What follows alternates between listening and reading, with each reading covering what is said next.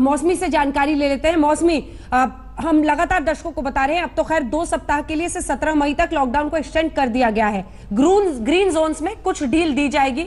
Red, orange और green जिलों की पहचान की गई है। ये नई जो शर्तें हैं वो हम आपको बता रहे हैं। 130 जिले, ये बीती शाम से बताया जा रहा था, 130 जिले रेड जोन में रहेंगे। मेट्रो शहर, कोरोना का खतरा यहां पर सबसे ज्यादा है, जो हम लगातार आपको दिखा रहे हैं। ग्रीन जोन में कुछ रियायतें मिलेंगी। बोलो फोन करके। मौसमी, कोई नई जानकारी अगर गाइडलाइंस पर हो तो आप बताएं हमारे दर्शकों। फाइलिंग जो जी अंजना, देखिए बहुत महत्वपूर्ण है ये जानना कि रिस्क प्रोफाइलिंग हुई है हर एक जिले की, और उसके चलते ही रेड, ग्रीन और ऑरेंज जोन्स में बांटा गया है। सबसे बड़ी बात ये है कि जो रेड जोन में जिले हैं उनमें भी कंटेनमेंट एरिया और बफर जोन्स होंगे, यानी कि जो कंटेनमेंट जोन्स हैं और उनके इर्द गिर्द जो पेरिफेरी में बफर जोन्स हैं, उसके अलावा अगर वो जिला रेड जोन भी है तो उसमें भी जो है कुछ रियायत बरती जाएगी, और इसकी गाइडलाइन हर वीक स्वास्थ्य मंत्रालय अपडेट करता रहेगा। तो यानी कि अगर रेड जोन में भी जितने जिले हैं उनमें भी कई जगह जहां जो कि कंटेनमेंट जोन से दूर है वहां पे नॉर्मल एक्टिविटी हो सकती है।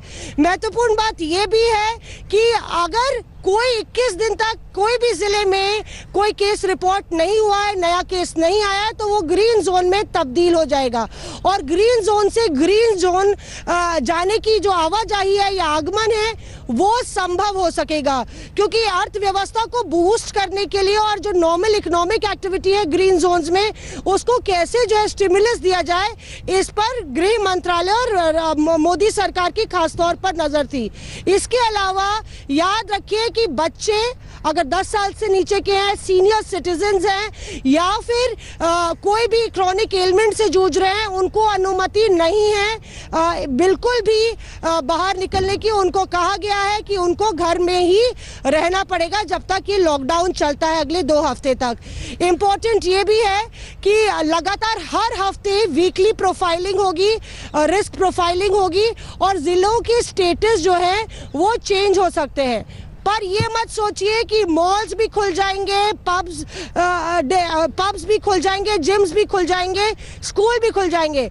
कुछ ऐसी चीजें हैं, ऐसी फैसिलिटीज हैं जो बंद रहेंगी, जिसमें मॉल की एक्टिविटी है, पब्स हैं, जिम्स हैं, और स्कूल और एजुकेशनल इंस्टीट्यूशंस हैं। अंजना, तो महत्वपूर्ण है कि सरकार ने एक मेगा पॉलिसी या मेगा प्लान बनाया है। किस तरह से उनको लगा है कि लॉकडाउन से कोरोना को रोकने में एक बड़ी कामयाबी मिली है, और यही वजह है कि देश के तमाम नागरिकों को सहयोग करना चाहिए।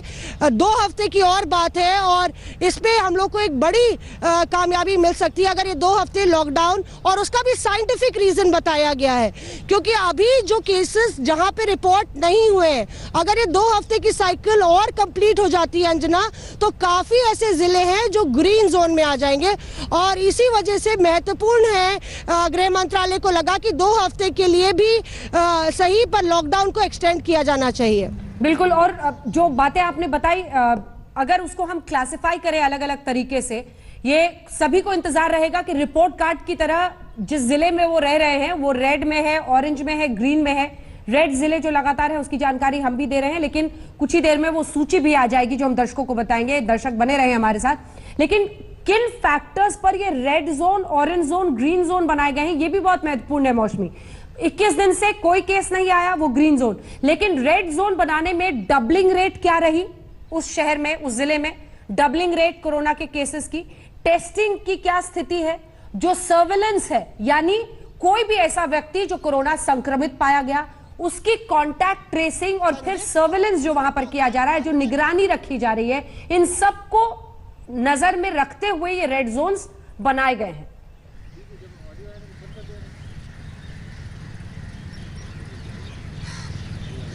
मौसमी,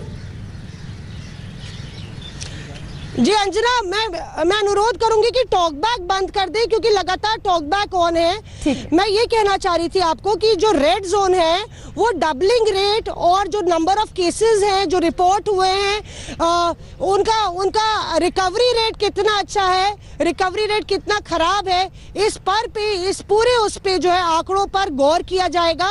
और ये मत सोचिए कि अगर कोई ग्रीन जोन में है तो वो दोबारा रेड जोन में नहीं जा सकता। 21 दिन का पीरियड है। अगर कोई जिला जो रेड जोन में है और 21 दिन तक उनको केस रिपोर्ट नहीं होता है तो उनको ये रियायत बड़ी दी गई है और एक रिवॉर्ड के तौर पे है, पर उनको स्टैंडर्ड प्रोसीजर्स फॉलो करने पड़ेंगे ताकि दोबारा वो रेड जोन में ना आए। और उसके लिए भी गृह मंत्रालय ने जो गाइडलाइंस है वो निर्धारित की है। मैं आपको ये भी बता रही थी कि किस तरह से कुछ एक्टिविटीज हैं जो एंटरटेनमेंट एक्टिविटीज हैं वो भी रोकी गई हैं। वो इसलिए है क्योंकि कई जोन्स आपस में मिल सकते हैं एक एक्टिविटी को कैरी आउट करने के लिए, और यही वजह है कि इंस्टीट्यूशंस, जो जिम्स हैं, जो शॉपिंग मॉल्स हैं, मार्केट प्लेसेस हैं, उनको अनुमति नहीं दी गई है। पर ऑरेंज जोन का कैटेगराइजेशन आपने देखा होगा, ये ऑरेंज जोन्स इसलिए भी हैं कि टेस्टिंग कितनी हो रही है। अगर उनको लगता है कि पहले केसेस आए थे उसके बाद टेस्टिंग जो है एक जिला बहुत कम कर रहा है तो ग्रीन जोन में डालने की जगह उसको ऑरेंज जोन में डाला गया है। और मैं ये दोबारा कहूंगी कि अगर एक जिला रेड जोन में है, ये एक समस्या देखी गई अंजना कि रूरल एरिया भी होता है एक जिले में, और जो क्लस्टर होता है शहर के बीच का हार्ट है वो रेड जोन में है, वो कंटेनमेंट जोन में है।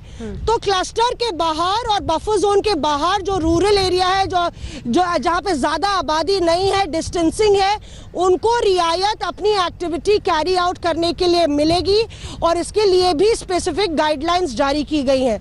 महत्वपूर्ण बात यह है कि लगातार ministry of health and family welfare इसका रिव्यू भी लेगी। ध्यान रखिए कि 7 से 7 का पीरियड होगा जब अनुमति नहीं होगी लोगों को बाहर जाने की। आप अपनी नॉर्मल एक्टिविटी, शॉपिंग या इन सब चीज़ों के लिए 7 AM से 7 PM 7 बजे शाम तक ये बाहर जाने की अनुमति नहीं है जब तक लॉकडाउन है। आप बाहर नहीं निकल सकते। और खास तौर से ये पाबंदी गर्भवती महिलाओं, बड़े बुजुर्ग, सीनियर सिटीजन्स, 10 साल से कम उम्र के बच्चों के लिए एक अलग पाबंदी है। उनको अभी भी अनुमति नहीं है किसी भी समय घर से बाहर, चाहे वो सेफ जोन में हो चाहे वो रेड जोन में हो, घर से बाहर जाने की। तो बहरहाल अगर आप देखिए पूरा जो खाका तैयार किया है बहुत साइंटिफिक है, रिस्क प्रोफाइलिंग की गई है और गृह मंत्रालय ने पूरे जो तमाम नोडल एजेंसियां एक साथ मिलके इस खाके को तैयार किया है। इसमें एक ब्रीदर ये है कि इकोनॉमिक एक्टिविटी को बूस्ट करने के लिए अलग अलग पैकेजेस का ऐलान किया जाएगा। पहले से ही मजदूरों के लिए स्पेशल ट्रेन उनको वापस भेजने के लिए चलाई जा रही है, पर जो रियायतें दी गई हैं वो इसको संज्ञान में लेके दी गई हैं कि कहीं एक कैटलिस्ट के तौर पे ना एक्ट करे रेड जोन्स में अंजना। तो इसलिए इसमें सावधानी भी बरती गई है और एक बैलेंस आउट करने की कोशिश है कि आर्थिक जो एक्टिविटीज है उस पर रोड़ा ना आए अगर वो ग्रीन जोन्स में है। अंजना, आर्थिक जो धीरे धीरे एक तरह से वापस जान फूंकने की कोशिश इसमें दिखाई देती है, जो सबसे बड़े टेकअवेज है मौसमी। नमस्कार, मैं हूं अंजना ओम कश्यप। हमें उम्मीद है ये वीडियो आपको पसंद आया होगा। लेटेस्ट खबरों के लिए यूं ही देखते रहिए आज तक, और इस वीडियो के पसंद आने पर लाइक, शेयर एंड सब्सक्राइब करना ना भूलें।